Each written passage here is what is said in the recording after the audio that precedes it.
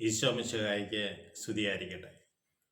ഈശോ മിശിഹായിൽ സ്നേഹിക്കപ്പെടുന്ന മാതാപിതാക്കളെ, സഹോദരങ്ങളെ, പ്രഭാതത്തിൽ നമ്മളൊപ്പമായിരിക്കുന്ന ഈശോ മിശിഹായിക്ക് ഹൃദയപൂർവകമായ നന്ദി പറഞ്ഞുകൊണ്ട് നമ്മുടെ ശുശ്രൂഷയിലേക്ക് നമുക്ക് പ്രവേശിക്കാം.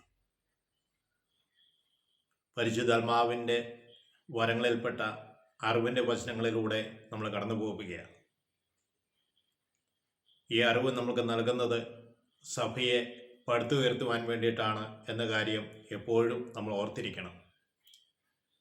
സ്വകാര്യ ലാഭത്തിന് വേണ്ടിയോ സ്വകാര്യമായ നേട്ടത്തിന് വേണ്ടിയോ സ്വകാര്യതയിൽ വളരുവാൻ വേണ്ടിയിട്ടല്ല ഇത് നമുക്ക് നൽകിയിരിക്കുന്നത്. സഭയുടെ ഉത്കർഷത്തിന് വേണ്ടി നൽകിയിരിക്കുന്നതാണ്. ആത്മീയ ഉത്കർഷത്തോടു കൂടി സഭയെ പടുത്തുയർത്തുവാൻ വേണ്ടി നമ്മൾ ശ്രദ്ധിക്കണം. ഹല്ലേലൂയ. പ്രിയ സഹോദരങ്ങളെ, കൊറിന്തോസ്കാർക്ക് എഴുതിയ 1-ാം ലേഖനം 14-ാം അധ്യായം 26-ാം തിരുവചനം ഇങ്ങനെ പറയുന്നുണ്ട്: നിങ്ങൾ സഭയായി സമ്മേളിക്കുമ്പോൾ ഓരോരുത്തർക്കും ഓരോ സങ്കീർത്തനമോ ഭാഷയോ വ്യാഖ്യാനമോ വെളിപാടോ സാരോപദേശമോ ഉണ്ടായിരിക്കട്ടെ. ഇത് ആത്മീയ ഉത്കർഷത്തിനു വേണ്ടി ഉപയോഗിക്കണം. നമ്മൾ ഒന്നിച്ചു ചേരുമ്പോൾ നമ്മളിൽ ഈ പറഞ്ഞവയെല്ലാം ഉണ്ടായിരിക്കട്ടെ, ഏതെങ്കിലും ഒന്നെങ്കിലും നമ്മൾ ഉണ്ടായിരിക്കട്ടെ എന്ന് നിർദ്ദേശിക്കുന്നു. എന്നെ ശ്രമിക്കുന്ന സഹോദരങ്ങളെ, ഒരു ചെറിയ സങ്കീർത്തന ഭാഗമെങ്കിലും നമ്മൾ പഠിക്കാൻ വേണ്ടി ശ്രദ്ധിക്കണം. ഒരു സങ്കീർത്തനമെങ്കിലും നമ്മുടെ ഹൃദയത്തിൽ ഉണ്ടായിരിക്കട്ടെ. അത് നമ്മുടെ ഭവനത്തിൽ എപ്പോഴും പ്രാർത്ഥിക്കുവാനും നമ്മൾ ശ്രദ്ധിക്കണം. വ്യാഖ്യാനപരങ്ങൾ ലഭിക്കുന്നു, ഭാഷകൾ ലഭിക്കുന്നു. ഇപ്പോൾ അറിവിലൂടെ നമ്മൾ കടന്നുപോയിക്കൊണ്ടിരിക്കുക.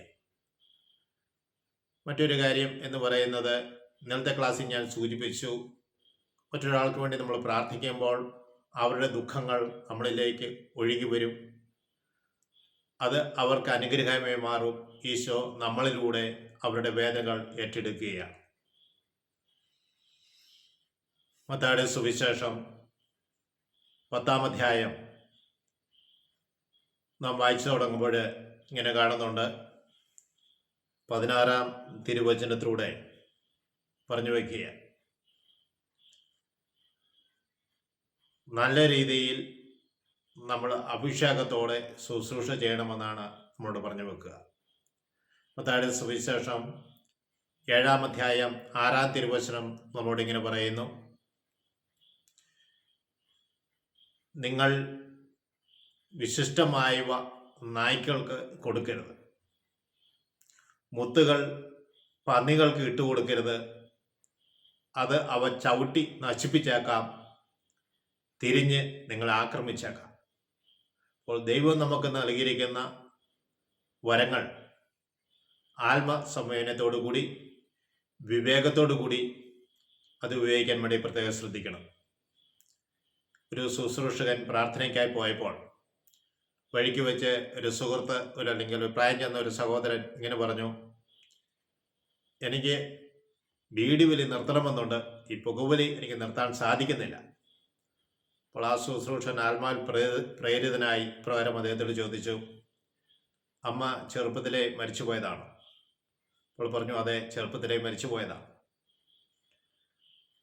വീണ്ടും അദ്ദേഹത്തിന് സംശയ നിവാരണത്തിനായി ചോദിച്ചു: വഴിയിൽ നിന്ന് പുല്ലോ കമ്പുകളോ ഒക്കെ എടുത്ത് പല്ലിൻ്റെ ഇടയിൽ ഇങ്ങനെ കുത്താറുണ്ടോ?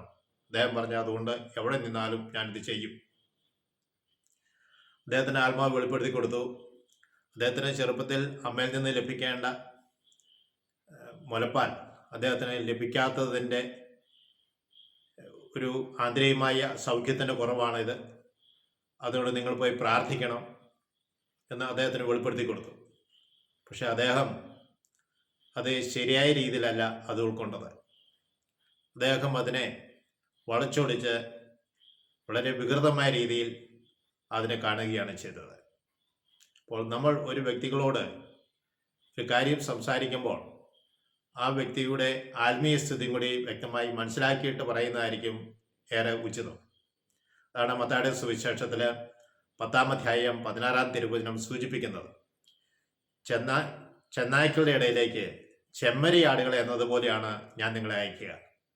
നിങ്ങൾ സർപ്പത്തെ പോലെ വിവേകികളും പ്രാവിനെ പോലെ നിഷ്കളങ്കരുമായിരിക്കുവിൻ. 17-ാം തിരുവചനം തുടങ്ങുന്നത് എങ്ങനെയാണ്? നിങ്ങൾ മനുഷ്യരെ സൂക്ഷിച്ചു കൊള്ളുവിൻ. ഇപ്പോൾ നമ്മൾ മനുഷ്യരോടാണ് നമ്മൾ സംസാരിക്കുന്നത്. അവരെപ്പോഴും നമ്മളെ തിരിഞ്ഞാക്രമിക്കാൻ സാധ്യതയുണ്ട്.